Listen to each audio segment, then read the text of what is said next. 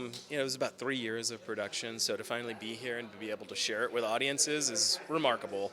Yeah, I've had films in Tribeca before, and it never fails to just make me feel great to share it with an audience here that's so receptive to film and so appreciative of independent film. So to have this story about Linda Perry, the one and only, here, and to have a concert coming after it, it's truly a dream come true. The story of this film goes back to Tribeca from years ago when I was making a film about Sean Penn's work in Haiti. It was supposed to premiere here in 2020, and then obviously that festival didn't happen because of COVID. But through that experience, I met Linda Perry. She scored that film, and we forged a friendship. And I got to know her a little bit more, and I thought, wow, her story would be interesting to try to tell.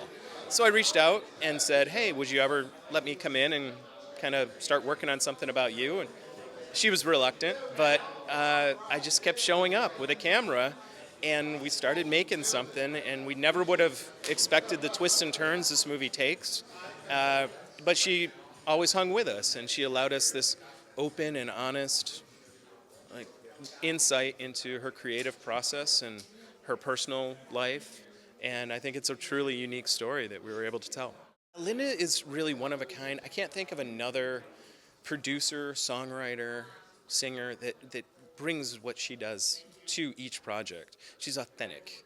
Yeah, she's known for the hat and the tattoos and the attitude.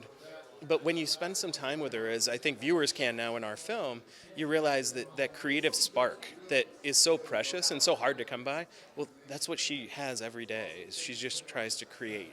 She tries to just make art in some way but also balancing it with being a mom and having a family. And I just feel like it was a real privilege to be allowed into that and now to share it with audiences.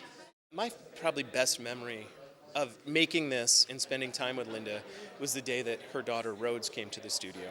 And I got to see her being a mom, but also doing her job and balancing that take your daughter to work day kind of mentality, and just letting a kid be a kid.